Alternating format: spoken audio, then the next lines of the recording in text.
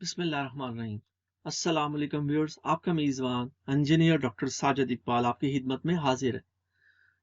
طارق عزیز صاحب کی زندگی کی کہانی میری زبانی سنتے ہوئے آگے بڑھتے ہیں اور اپنے اس مضمون کو کنٹینیو کرتے ہیں۔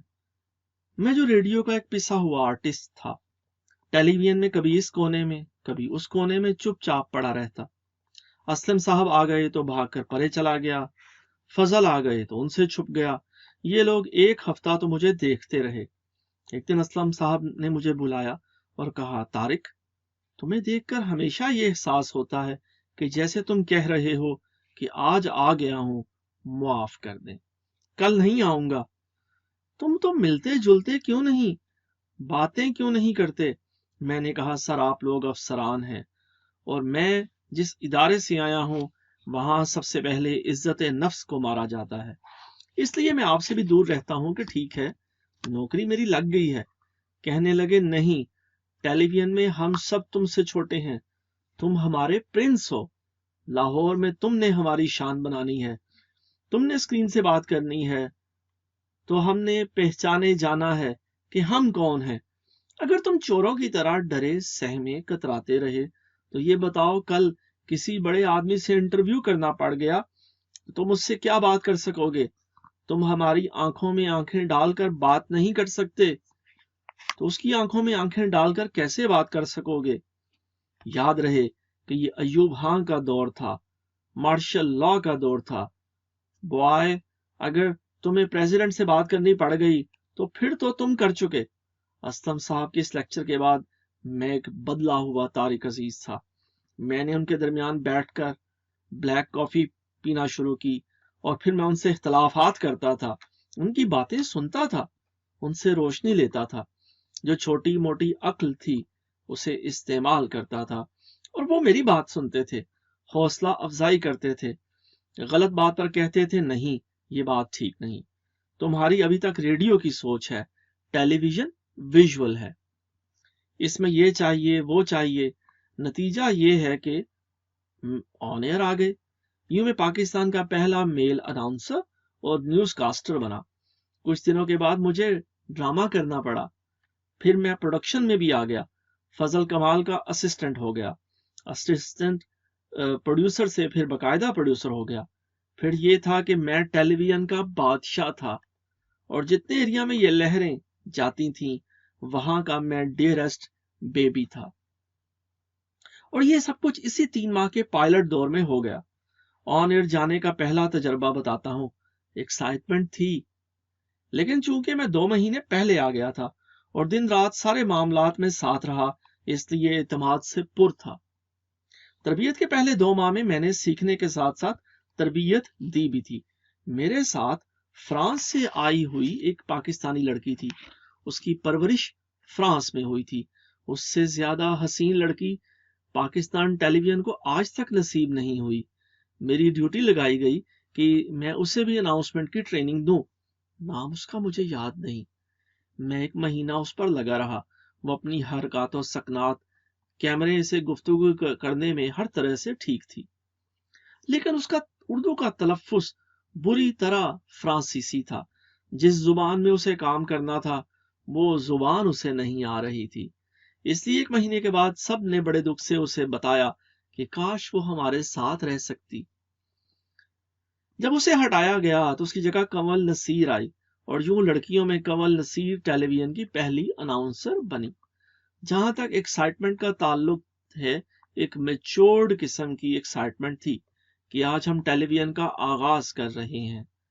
ایک فخر سا ہم سب کو تھا کہ یہ وہ یونٹ ہے جو اس ملک میں ایک نئے شعبے میں پہلا قدم اٹھا رہا ہے۔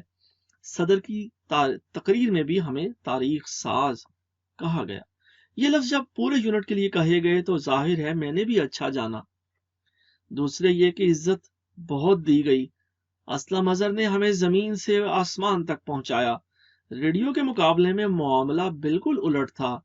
ریڈیو والے دباتے تھے اور یہ اتنا اٹھاتے تھے کہ میری صلاحیتیں جواب دینے لگتی تھیں، اور یہ کہتے تھے، نہیں، یہ ہیں صلاحیتیں تم میں۔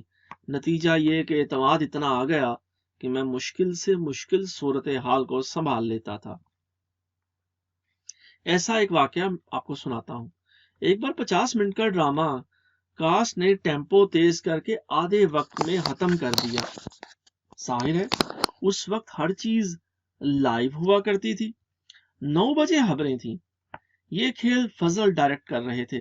میں ڈیوٹی روم میں بیٹھا سگریٹ پی رہا ہوں، ڈرامہ دیکھ رہا ہوں۔ الطاف بلانے آیا۔ فضل صاحب کے پاس پہنچا تو بولے ابھی 8:30 بجے ہیں اور 1.5 منٹ میں ڈرامہ ختم ہونے والا ہے۔ 9 بجے تک کیا کریں گے؟ اس لیے تم سنبھال لو۔ میں نے کہا کیا کروں؟ بولے یہ تم جانو۔ اب میں جا کر بیٹھ گیا ہوں، کیمرہ آن ہے۔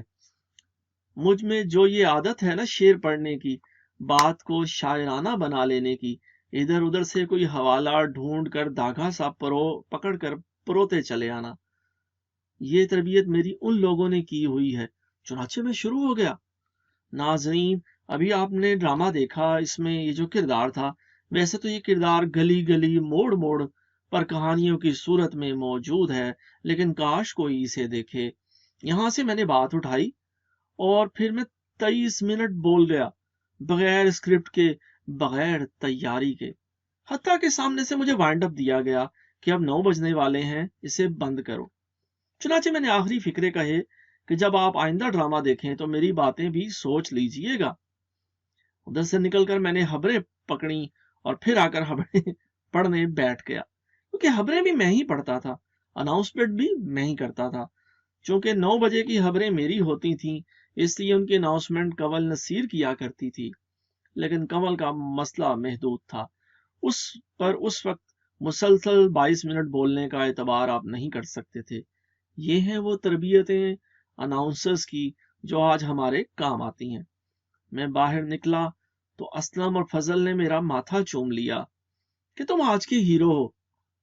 اس وقت کوئی افسر نہیں ہوتا تھا، کوئی ماتحت نہیں ہوتا تھا، ہم سب ایک مشنری جذبے سے کام کرتے تھے۔ اب اگر سیٹ لگاتے ہوئے 4 اینٹوں کی ضرورت ہے تو اسلم اظہر اینٹیں اٹھائے چلا آ رہا ہے، میں کرسی کھینچ رہا ہوں، فضل صوفہ ٹھیک کر رہا ہے، سیٹ ڈیزائنر بھی لگے ہوئے ہیں، چپڑاسی بھی لگے ہوئے ہیں، کبھی جونیئر سینئر کو بھی ڈانٹ رہا ہے کہ اینٹیں کس طرح رکھ دیں، اور سینئر کہہ رہا ہے آئی ایم سوری۔ 20 منٹ میں سیٹ تیار اور ڈرامہ شروع۔ اب کبھی میں فلور مینیجر ہوں، آپ پروڈیوس کر رہے ہیں، کبھی اسلم اظہر فلور مینیجر بنے ہوئے ہیں، میں پروڈیوس کر رہا ہوں، کبھی فضل فلور مینیجر ہیں۔ یوں سب مل جل کر ایک عظیم روایت کی بنیاد رکھ رہے تھے۔ اس وقت یہ لوگ نوکریاں نہیں کرتے تھے، یہ سب مشنری تھے، اور آپ دیکھیں گے کہ اس وقت کے لوگ فنی اعتبار سے آج کے مضبوط ترین لوگوں سے بھی زیادہ مضبوط ہیں۔ 1965 کا ایک واقعہ سناتا ہوں۔ جنگ کے دن تھے اور ہم روزانہ ایک ڈرامہ دیتے تھے۔ خطرے کی اطلاع ہمیں پہلے سے مل جایا کرتی تھی، اس لیے کئی بار ہم ڈرامہ کی کاسٹ کو ریہرسل کے لیے نہیں بلاتے تھے، بلکہ ایک ایک ایکٹر کے گھر جا کر اس کی ریہرسل کروائی جاتی تھی۔ رات کو انہیں پرفارمنس کے لیے بلا لیتے تھے۔ کئی دفعہ یوں ہوا کہ ہم ڈرامہ کر رہے ہیں اور سائرن بج گیا۔ سائرن بجنے کی صورت میں ہم لاہور کو یہ تربیت دیتے تھے کہ آپ جہاں بھی ہوں حفاظتی جگہ پر چلے جائیں۔ ہمارا بھی یہی حال ہوتا تھا کہ ہم فوراً عمارت خالی کر کے محفوظ مقامات پر چلے جاتے تھے، کیونکہ ٹی وی یا اس طرح کی دیگر عمارات حملے کی زد میں ہو سکتی تھیں۔ ادھر سائرن بجا، سب اداکار اپنے کردار چھوڑ کر محفوظ جگہوں کی طرف لپکے، کیمرہ مین بھی آف۔ 15 منٹ بعد خطرہ ٹل گیا، سائرن نے کلیئرنس دی اور واپس آ کر سارے اداکار اپنا اپنا کردار ادا کرنے لگے۔ اس صورتحال کا بہت مزہ آتا تھا، تھوڑا تھوڑا ڈر بھی لگتا تھا، اور ساتھ ہی یہ احساس بھی ہوتا تھا کہ ہم ایک محاذ پر ہیں۔ ان دنوں کا ایک واقعہ ہے کہ ایک بار میں اناؤنسمنٹ کر رہا تھا، کیمرہ مین انیس، انہیں ہم سب ڈیڈی کہتے تھے، میرے سامنے کھڑا ہے۔ اچانک سائرن بجا، عملہ ہر چیز کو اسی حالت میں چھوڑ کر بھاگا۔ میں بوتھ میں بیٹھا تھا، اس لیے مجھے سائرن کی آواز نہیں آئی۔ اب انیس مجھے اشارے کر رہا ہے، میں سمجھا یہ کہہ رہا ہے کہ ذرا تیز بولوں، ٹیمپو کو فاسٹ کروں۔ میں نے اور تیز بولنا شروع کر دیا۔ کچھ دیر بعد اس نے عجیب سا اشارہ کیا اور بھاگ گیا۔ اب کیمرہ حالی پڑا ہوا ہے اور آن ہے، سب عملہ فرار ہو چکا ہے۔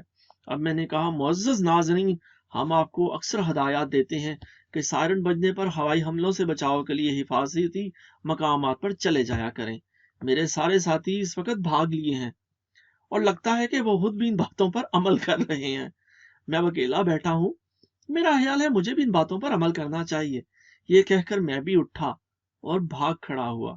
پھر کلیئرنس ہونے پر ہم سب واپس آ گئے۔ ان دنوں میں سائرن کے اوقات میں نشریات خود بہت بند ہو جاتی تھیں اور کئی بار انہیں ہم وہیں سے شروع کرتے تھے جہاں پر چھوڑا تھا۔ آپ کی توجہ کا بہت بہت شکریہ۔